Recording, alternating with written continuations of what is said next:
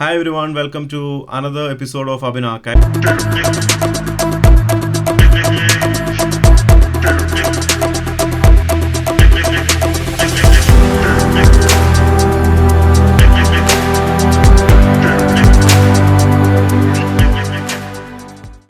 ഇന്ന് നമ്മൾ എങ്ങനെ ഒരു Schengen visa application form completely fill ചെയ്യാം എന്നതിനെക്കുറിച്ച് ഡീറ്റെയിൽ ആയിട്ട് എക്സ്പ്ലെയിൻ ചെയ്യാനാണ് ഉദ്ദേശിക്കുന്നത്. ഈ ആപ്ലിക്കേഷൻ ഫോം ഞാൻ ഇറ്റാലിയൻ കോൺസുലേറ്റിൻ്റെ ബേസ് ചെയ്തിട്ടാണ് പറയുന്നത്. എല്ലാം ജനറിക് ആണ്, കോമൺ, ലൈക്ക് പല ഡീറ്റെയിൽസും കോമൺ ആണ്. അന്നേരം ഈ ഡീറ്റെയിൽസ് ഫില്ല് ചെയ്യുമ്പം കുറേ ഏരിയാസ് നമുക്ക് ഡൗട്ട് തോന്നാൻ ചാൻസ് ഉണ്ട്. ചെറിയ കാര്യങ്ങളായിരിക്കാം, പക്ഷേ ഡൗട്ട് തോന്നാൻ സാധ്യതയുണ്ട്. ആ ഏരിയാസ് എല്ലാം മെൻഷൻ ചെയ്ത് ഇതിൻ്റെ അകത്ത് ആപ്ലിക്കേഷൻ പ്രിൻറ്റ് ചെയ്യുമ്പോൾ ശ്രദ്ധിക്കേണ്ട ഒരു കാര്യം എന്ന് പറഞ്ഞാൽ അവർ പ്രത്യേകം മെൻഷൻ ചെയ്യുന്നുണ്ട്. അങ്ങനത്തെ കുറച്ച് ഡീറ്റെയിൽസ്, പിന്നെ നമുക്ക് ഡൗട്ട് തോന്നാവുന്ന ഡീറ്റെയിൽസ്, പ്രത്യേകിച്ച് നമ്മുടെ പാസ്പോർട്ട് ഇന്ത്യൻ പാസ്പോർട്ട് ആണെങ്കിൽ അതിൻ്റെ അകത്ത് കുറേ സാധനങ്ങളിലും പല ഏരിയാസിലും നമുക്ക് ഡൗട്ട് തോന്നാം. പിന്നെ ഈ ആപ്ലിക്കേഷൻ ഫോമിൻ്റെ സ്ട്രക്ചറും നമുക്ക് ഇച്ചിരി ഡൗട്ട് തോന്നിക്കുന്ന രീതിയിലാണ്. ആ ഡീറ്റെയിൽസ് എല്ലാം കൂടെ ഇൻക്ലൂഡ് ചെയ്തിട്ട് ഈ വീഡിയോയിൽ എക്സ്പ്ലെയിൻ ചെയ്യാനാണ് ഞാൻ ഉദ്ദേശിക്കുന്നത്. So let's dive straight into the video. Hope you guys enjoy this one.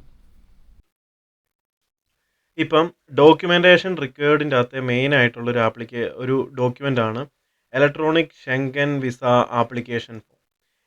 അത് ജസ്റ്റ് ക്ലിക്ക് ചെയ്യുക. പിന്നെ ഈ ഗൂഗിൾ ട്രാൻസ്ലേറ്റിൻ്റെ പ്രോംപ്റ്റ് വരും. അത് വേണ്ട, നമുക്ക് ഇതിൻ്റെ അകത്ത് തന്നെ ബിൽട്ടിൻ ആയിട്ട് ലാംഗ്വേജ് ഏതാണെന്ന് സെലക്ട് ചെയ്യാം. അന്നേരം ഞാനതിപ്പം ഇംഗ്ലീഷ് സെലക്ട് ചെയ്തു. അന്നേരം ഇതിൻ്റെ അകത്ത് പറയുന്നുണ്ട് fill out the online application form. പിന്നെ ഇതിൻ്റെ അകത്തൊരു ബാർകോഡ് ഉണ്ട്, അത് ഇമ്പോർട്ടൻ്റ് ആണ്. അത് പ്രിൻറ്റ് ചെയ്യുന്ന രീതിയെക്കുറിച്ച് ഞാൻ ലാസ്റ്റ് പറയാം ഇതിൻ്റെ അകത്ത്. ഇനി പ്രൊസീഡ് ടു ഓൺലൈൻ ഫോം എന്നും പറഞ്ഞൊരു ഓപ്ഷൻ ഉണ്ട്. അന്നേരം നമ്മൾ ചെയ്യേണ്ടതെന്ന് വെച്ചിട്ടുണ്ടെങ്കിൽ ഇതിൻ്റെ അകത്ത് കുറച്ച് ഡീറ്റെയിൽസ്, പേഴ്സണൽ ഡീറ്റെയിൽസ് നമുക്ക് എൻ്റർ ചെയ്യേണ്ടതുണ്ട്.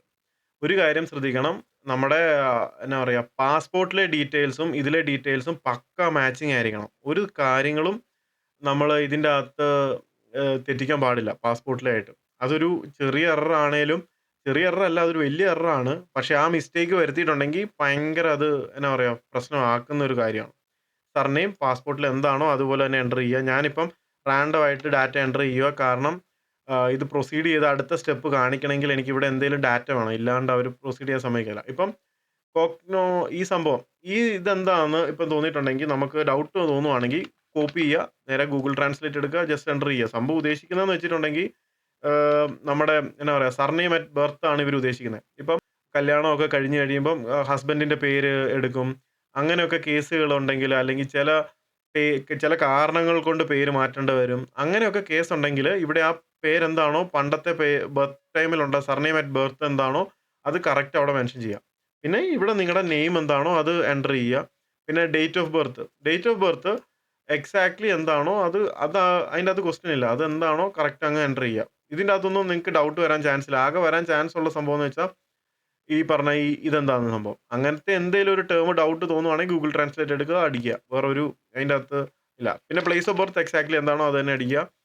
പിന്നെ കൺട്രി ഓഫ് ബർത്ത്, ഇപ്പോൾ എൻ്റെ കേസിൽ ഇന്ത്യ ആയതുകൊണ്ട് ഞാൻ ഇന്ത്യ തന്നെ കൊടുക്കുന്ന. കറണ്ട് നാഷണാലിറ്റി മാറിയിട്ടുണ്ട്, വേറെ എവിടെയെങ്കിലും ഇപ്പം സിറ്റിസൺഷിപ്പ് എടുത്തിട്ടുണ്ടെങ്കിൽ അത് എൻ്റർ ചെയ്യുക. Nationality at birth if different അത് എൻ്റർ ചെയ്യുക.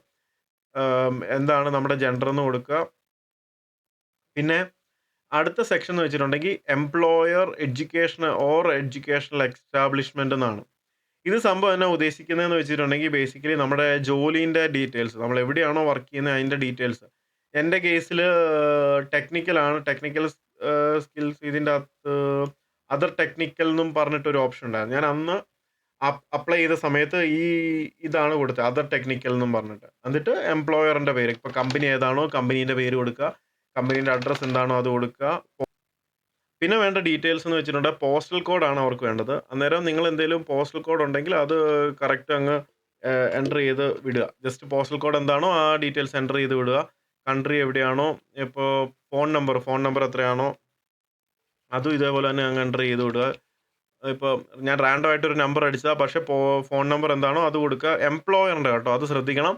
നമ്മുടെ ഫോൺ നമ്പർ അല്ല, എംപ്ലോയറിൻ്റെ ഫോൺ നമ്പർ. പിന്നെ കമ്പനീൻ്റെ മെയിൽ ഐ ഡി എന്താണേലും അത് എക്സാക്ട്ലി അതേപോലെ തന്നെ കൊടുക്കുക. നിങ്ങളുടെ എംപ്ലോയ്മെൻറ്റ് ലെറ്ററിൽ നോക്കിയിട്ടുണ്ടെങ്കിൽ എംപ്ലോയറിൻ്റെ അഡ്രസ്സ് കാണും, ഫോൺ നമ്പർ കാണും, ഫാക്സ് കാണും, എല്ലാ ഡീറ്റെയിൽസും അതിൻ്റെ അകത്ത് തന്നെ ഉണ്ട്. ഇത് സിമ്പിൾ കാര്യമാണ്. ഇനി അടുത്തതിലോട്ട് പ്രൊസീഡ് ചെയ്യുക. നെക്സ്റ്റ് കൊടുത്തു. ഇപ്പോൾ നിങ്ങൾ പി ആർ ആണെങ്കിൽ ഇതിൻ്റെ അകത്ത് യെസ് കൊടുക്കുക. പെർമനൻറ്റ് റെസിഡൻ്റ് ആണെങ്കിൽ residence in a country other than the country of current nationality ആണെങ്കിൽ PR ആണെങ്കിൽ അത് തന്നെ കൊടുക്കുക. ഇപ്പോൾ പെർമനന്റ് റെസിഡന്റ് ആണെങ്കിൽ ഇവിടെ പെർമനന്റ് റെസിഡന്റിന് തന്നെ എഴുതണം. PR എന്ന് എഴുതല് PRൽ എഴുതല്ലെന്നല്ല, ഞാൻ എഴുതിയത് പെർമനന്റ് റെസിഡന്റ് എന്ന് തന്നെ ഫുൾ എഴുതി. പിന്നെ ഇതിനകത്ത് PR കാർഡിന്റെ എത്രയാണോ നമ്പർ അത് എക്സാക്ട്ലി എൻ്റർ ചെയ്യുക. അതിന്റെ വാലിഡിറ്റി എന്ന് വരെ ഉണ്ടെന്ന് കൊടുക്കുക. ജസ്റ്റ് എത്രയാണോ നിങ്ങളുടെ വാലിഡിറ്റി ഉള്ള PR കാർഡിന് അന്ന് വരെയുള്ള വാലിഡിറ്റി കൊടുക്കുക. പിന്നെ ആപ്ലിക്കൻസ് ഹോം അഡ്രസ്സ് എന്നും പറഞ്ഞിട്ടൊരു സംഭവമുണ്ട്.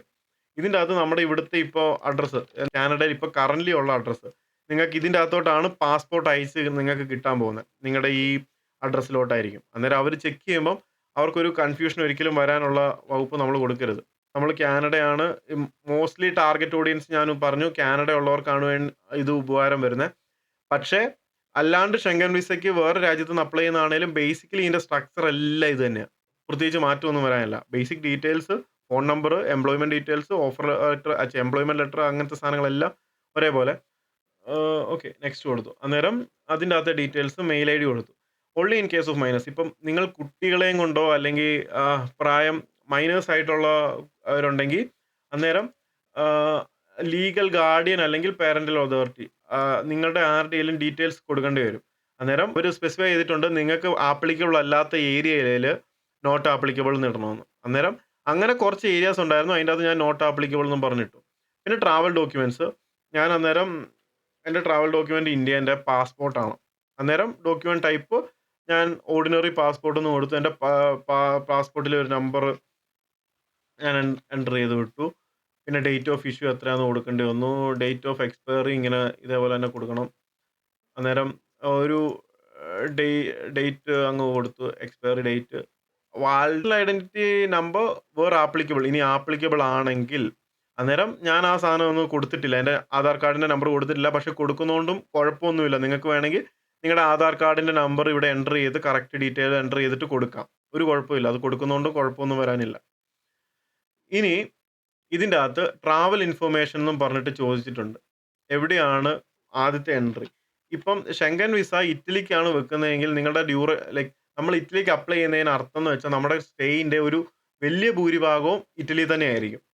അങ്ങനെയാണെങ്കിൽ മാത്രമാണ് മോസ്റ്റ്ലി നമ്മൾ ഇറ്റലീൻ്റെ കൗൺസിലേറ്റിൽ പോയിട്ട് അപ്ലൈ ചെയ്യുന്നത്. ഇപ്പം ഫ്രാൻസിലാണ് കൂടുതൽ നേരം നിൽക്കുന്നത് അല്ലെങ്കിൽ വേറെ ഏതെങ്കിലും രാജ്യത്താണ് നിൽക്കുന്നതെങ്കിൽ നമ്മൾ ആ കൺട്രീൻ്റെ അവിടെയാണ് വെക്കേണ്ടത്. അന്നേരം ഞാൻ കൊടുത്തതെന്ന് വെച്ചാൽ ഞാൻ ഇറ്റലി കൂടുതൽ നിന്ന് ബാക്കി ട്രാവൽ ചെയ്യാന്നുള്ള രീതിയിലാണ് ഞാൻ പ്ലാൻ ചെയ്തിരുന്നത്. അന്നേരം main purpose of journey tourism. ഇനിയുള്ള സംഭവം എന്ന് വെച്ചിട്ടുണ്ടെങ്കിൽ ഈ സംഭവം ഇതെന്താണെന്ന് നമുക്ക് ഇപ്പോൾ നോക്കുമ്പം ഒരു കൺഫ്യൂഷൻ വരാൻ ചാൻസ് ഉണ്ട്. ലാംഗ്വേജ് ഇറ്റാലിയൻ ആണ്. അന്നേരം ജസ്റ്റ് ഗൂഗിൾ ട്രാൻസ്ലേറ്റ് എടുത്തിട്ട് കഴിഞ്ഞാൽ നമുക്ക് തിരികെ ആൾട്ടർനേറ്റ് സ്കോപ്പ് ഓഫ് ട്രാവൽ എന്ന ആൾട്ടർനേറ്റ് പർപ്പസ് ഓഫ് ട്രാവൽ എന്ന രീതിയിലാണ് അത് പർപ്പസ് ഓഫ് ട്രാവൽ. അന്നേരം ഞാൻ ഇതിൻ്റെ അകത്ത് കൊടുത്തതെന്ന് വെച്ചിട്ടുണ്ടെങ്കിൽ കൾച്ചർ എന്ന റീസൺ ആണ്. ബിക്കോസ് ഞാൻ അവിടെ പോയി അവിടുത്തെ രാജ്യത്തെ രീതി എങ്ങനെയാ, കൾച്ചർ എങ്ങനെയാ എന്ന് അറിയാൻ താല്പര്യമുള്ള രീതിയിലാണ് ഞാൻ കൊടുത്തത്. നമുക്ക് അതല്ലാണ്ട് വേറെ എന്തെങ്കിലും കാരണങ്ങളുണ്ടെങ്കിൽ ഇപ്പോൾ ട്രാൻസിറ്റ് ആണ് വേണ്ടെങ്കിൽ ട്രാൻസിറ്റ് എന്ന് കൊടുക്കാം, അല്ലെങ്കിൽ വേറെ എന്തെങ്കിലും കാരണങ്ങളുണ്ടെങ്കിൽ നിങ്ങൾക്ക് അങ്ങനെ കൊടുക്കാം. ഞാൻ ബേസിക്കലി ചെയ്തതെന്ന് വെച്ചിട്ടുണ്ടെങ്കിൽ ഇങ്ങനെയാണ് ചെയ്തേക്കുന്നത്. എന്നിട്ട് ഇനിയുള്ളതെന്ന് വെച്ചിട്ടുണ്ടെങ്കിൽ മെമ്പർ സ്റ്റേറ്റ് ഓഫ് ഡെസ്റ്റിനേഷൻ. നമുക്കിനി വേറെ ഏതെങ്കിലും സ്ഥലത്ത് ഈ ഇറ്റലിയിൽ വേറെ എവിടെയെങ്കിലും നിങ്ങൾക്ക് പോകാൻ താല്പര്യമുണ്ട്, ഇറ്റലി അല്ല ഷെങ്കൻ റീജിയണിൽ വേറെ എവിടെയെങ്കിലും പോകുന്നുണ്ടെങ്കിൽ ഓരോന്നോരോന്നായിട്ട് ഡീറ്റെയിൽസ് കൊടുക്കണം. നിങ്ങളിപ്പം എവിടെയാണ് പോകുന്നത്, മെമ്പേഴ്സ് വേറെ സ്റ്റേറ്റ് എവിടെയെങ്കിലും പോകുന്നുണ്ടോ എന്നെല്ലാം നോക്കി ഓരോന്നോരോന്ന് കൊടുക്കുക. ഈ കേസിൽ ഞാൻ അന്നത് എംപ്റ്റി ആയിട്ട് ഇട്ടെന്നാണ് എൻ്റെ വിശ്വാസം. ഞാൻ വേറെ എവിടെ അങ്ങനെ പോകുന്നില്ല, ഇറ്റലി മാത്രമേ ഉള്ളൂ. അതുകൊണ്ട് ഇറ്റലി മാത്രം സെലക്ട് ചെയ്തു. Member state of destination Italy മാത്രം സെലക്ട് ചെയ്ത് കൊടുത്തു. എന്നിട്ട് ഇറ്റലി വന്ന് ട്രാൻസിറ്റ് ചെയ്ത് നേരെ ലൈക്ക് അടുത്ത ലൊക്കേഷനിലോട്ട് പോകാമെന്നുള്ളതുകൊണ്ട് ഇറ്റലിയിൽ നിന്ന് കൊടുത്തു. നമ്പർ ഓഫ് എൻട്രീസ് റിക്വയർഡ്, ഞാനത് അന്ന് മൾട്ടിപ്പിളാണ് കൊടുത്തത്. എന്ന് വെച്ചാൽ എനിക്ക് മൾട്ടിപ്പിൾ എൻട്രി വേണം എന്ന രീതിയിൽ. ഇപ്പം ഇറ്റലി ചെന്നിട്ട് ഫ്രാൻസിൽ പോകണേലോ അല്ലെങ്കിൽ വേറെ ഏതെങ്കിലും സ്ഥലത്തോട്ട് പോകണമെന്നോ താല്പര്യം ഉണ്ടെങ്കിൽ അന്നേരം പിന്നെ വേറെ അപ്ലൈ ചെയ്യുന്നില്ല. ലൈക്ക് ഇതിൻ്റെ ഫുള്ള് എവിടെയൊക്കെ പോകുന്നുണ്ട് എല്ലാം നമ്മൾ ഇറ്റിനറി കാണിക്കണം.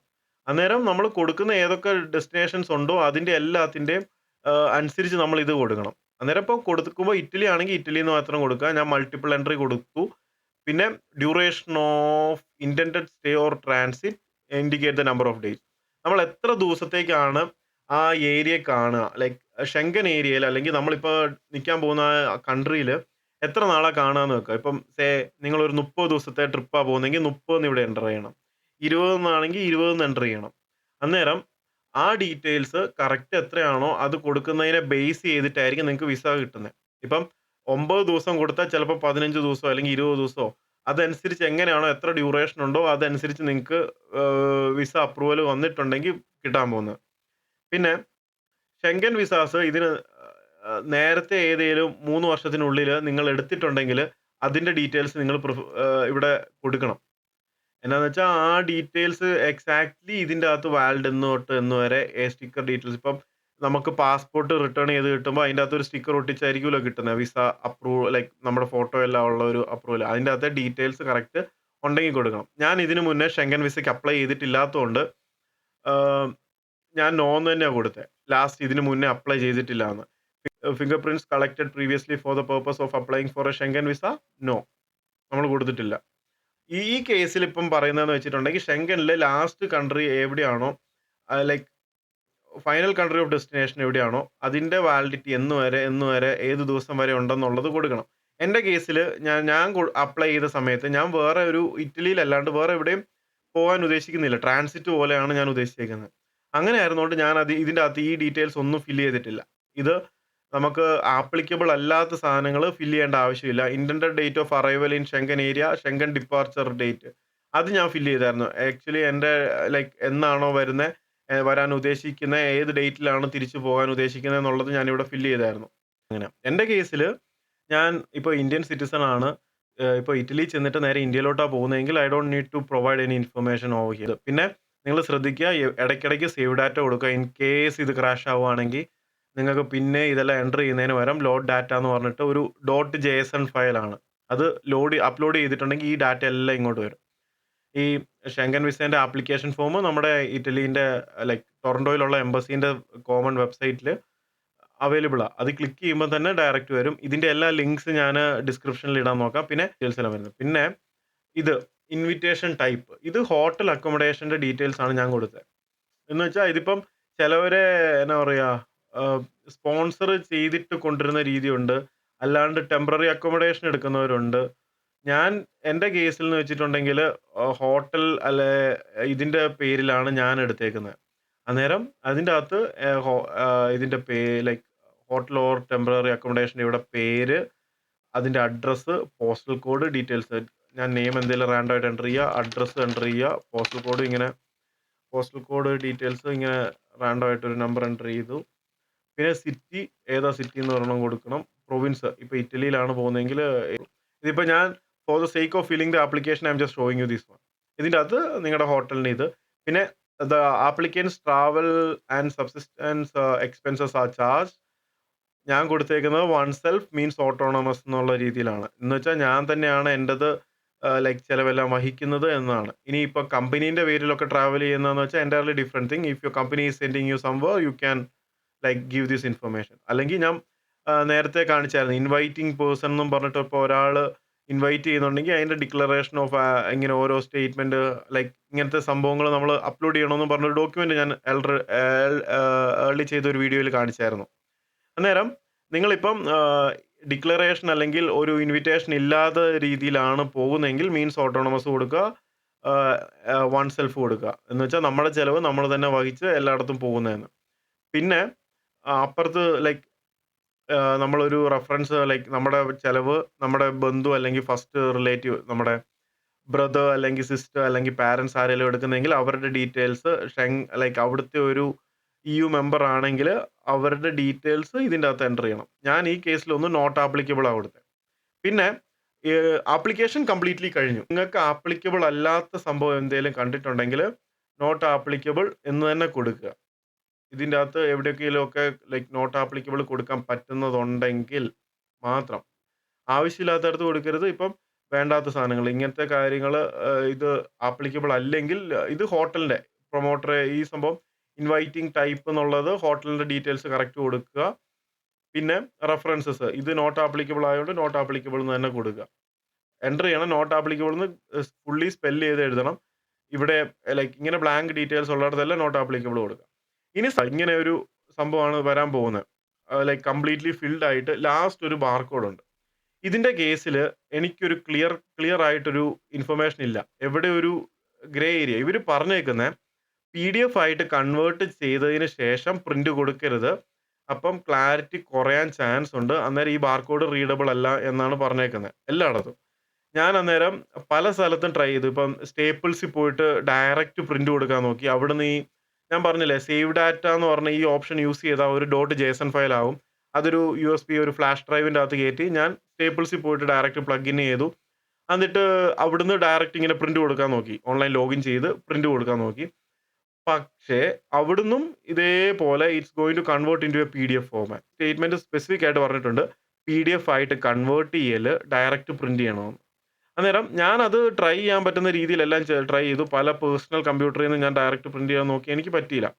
അന്നേരം ഞാൻ മാക്സിമം പ്രിന്ററിന്റെ റെസൊല്യൂഷൻ എത്രത്തോളം മാക്സിമം ആക്കാൻ പറ്റും ആ റേറ്റിലോട്ട് ലൈക്ക് പ്രിന്ററിന്റെ പ്രോപ്പർട്ടീസ് എഡിറ്റ് ചെയ്ത് ജസ്റ്റ് മാക്സിമം റെസൊല്യൂഷനിലോട്ടാക്കി ജസ്റ്റ് പ്രിന്റ് കൊടുത്തു. എന്നിട്ട് ഇത് ഫോൺ വെച്ചിട്ട് ബാർകോഡ് റീഡർ ഏതെങ്കിലും ഒരു ആപ്പ് ഇൻസ്റ്റാൾ ചെയ്ത് ജസ്റ്റ് ഒന്ന് സ്കാൻ ചെയ്ത് നോക്കി. അന്നേരം ദ ഇൻഫർമേഷൻ ഈസ് എൻക്രിപ്റ്റഡ് എന്നെന്തോ പറഞ്ഞൊരു മെസ്സേജ് വരും. അന്നേരം അത് കുഴപ്പമില്ല. അത് എടുക്കുക, അത് സ്കാനബിൾ ആണ്. എൻ്റെ കേസിൽ അത് വർക്കായി. ഞാൻ എന്നിട്ട് ആ ആപ്ലിക്കേഷൻ ഇത് പ്രിന്റ് എടുത്ത് ഇവിടെ സൈൻ ചെയ്യാൻ മറക്കരുത്. ഇവിടെ പ്ലേസ് ആൻഡ് ഡേറ്റ് ഇട്ട് സിഗ്നേച്ചറും ഇതല്ല മൈനസ് അല്ല, ഇതിൽ നമ്മൾ സൈൻ ചെയ്യേണ്ട ഒരു പോർഷൻ ഉണ്ട്. അത് തന്നെ അവിടെ തന്നെ സിഗ്നേച്ചറും കൊടുക്കണം. എന്താണേലും പ്ലേസ് ആൻഡ് ഡേറ്റ് ഇട്ടിട്ട് സൈൻ ചെയ്യാൻ പറഞ്ഞിട്ട് ഇതിലൊരു സെക്ഷൻ ഉണ്ടായിരുന്നു. അതിൽ കറക്റ്റ് സൈൻ ചെയ്യണം. ആപ്ലിക്കേഷനിൽ സൈൻ ചെയ്യാൻ അവർ ഇൻസ്ട്രക്ഷൻ ഷീറ്റിൻ്റെ അത് സ്പെസിഫിക് ആയിട്ട് പറയുന്നുണ്ട്. പോകുന്നതിന് മുമ്പ് ഉറപ്പാക്കുക ഈ സാധനം സ്കാനബിൾ ആണ്, നിങ്ങൾക്ക് സ്കാൻ ചെയ്യാൻ പറ്റുന്നുണ്ട്. അന്നേരം ഒരു ബാർകോഡ് ഉണ്ടെന്ന് ലൈക്ക് സ്കാനബിൾ ആണെന്ന് ഉറപ്പാക്കാൻ പറഞ്ഞ വഴിയാണ് പറഞ്ഞത് ഏതെങ്കിലും ഒരു ബാർകോഡ് റീഡർ എടുക്കുക, എന്നിട്ട് ജസ്റ്റ് ഒന്ന് സ്കാൻ ചെയ്ത് നോക്കുക. അന്നേരം encrypted file or whatever is അതാണ് സംഭവം സിമ്പിളാണ്. ജസ്റ്റ് എല്ലാം കറക്റ്റ് ഫില്ല് ചെയ്യുക. പാസ്പോർട്ടിലെ ഡീറ്റെയിൽസിനോട് മാച്ചിങ് ആയിരിക്കണം. പിന്നെ ഇതിൻ്റെ അകത്ത് ഡൗട്ട് വരുന്ന കാര്യങ്ങളുണ്ടെങ്കിൽ ട്രൈ സെർച്ചിങ് എവരിവർ. ഞാൻ ഈ വീഡിയോ ചെയ്യാൻ മെയിൻ കാരണം എന്ന് വെച്ചിട്ടുണ്ടെങ്കിൽ ഇതിൻ്റെ ഇൻഫർമേഷൻ പലയിടത്ത് സ്കാറ്റേർഡാണ്. I want this information in a single bundle, എല്ലാം കൂടെ ഒന്നിച്ചൊരു സ്ഥലത്ത്. ഇപ്പം എന്തെങ്കിലും ആവശ്യം വന്നു, ഞാനിപ്പോൾ ഒരു വിസയ്ക്ക് അപ്ലൈ ചെയ്യാൻ നോക്കുമ്പോൾ ഞാൻ ജസ്റ്റ് യൂട്യൂബിൽ എടുത്ത് how to apply for Schengen visa, then I should get all the details in a single place, not random places. പലയിടത്ത് പോയി പല ഫോറം റെഡിറ്റ് പോയി ക്യോറ പോയി അല്ല ഓരോ സ്ഥലത്ത് പോയി സെർച്ച് ചെയ്ത് കണ്ടുപിടിക്കേണ്ട ഒരു ഇൻഫർമേഷൻ അല്ല ഇത്. റെഡിലി ലൈക്ക് നമുക്ക് അവൈലബിൾ ആകണം എന്നതിൻ്റെ പുറത്ത് മാത്രം ചെയ്യുന്നതാണ് ഈ video. People who are trying to apply for a visa won't be in trouble. ഇങ്ങനെ അപ്ലൈ ചെയ്യണമെന്ന് ഡയറക്റ്റ്ലി ചെയ്യണമെങ്കിൽ വേറൊരു കാര്യം ആലോചിക്കാനോ വേറൊരു ചിന്ത വരാൻ പാടില്ല. ഡയറക്റ്റ്ലി ഈ വീഡിയോ എടുക്കുക, ഈ ഓർഡറിൽ ഇങ്ങനെയാണ് ചെയ്തത്, ഞാൻ ചെയ്ത എൻ്റെ എക്സ്പീരിയൻസ് ആണ് ഷെയർ ചെയ്യുന്നത്, അല്ലാണ്ട് this is not a legal advice or anything. Schengen visa application പ്രൊസീജിയറിൻ്റെ കംപ്ലീറ്റ് വീഡിയോ 3 പാർട്ടായിട്ടാണ് ഞാൻ ഇറക്കിയിരിക്കുന്നത്. ഈ 3 വീഡിയോസിലും നിങ്ങൾക്ക് എന്തെങ്കിലും ഡൗട്ട്സ് അല്ലെങ്കിൽ എന്തെങ്കിലും ഫീഡ്ബാക്ക്സ് തരാനുണ്ടെങ്കിൽ please do drop a comment. അടുത്ത വീഡിയോ കാണുന്നവരെയും ഗുഡ് ബൈ.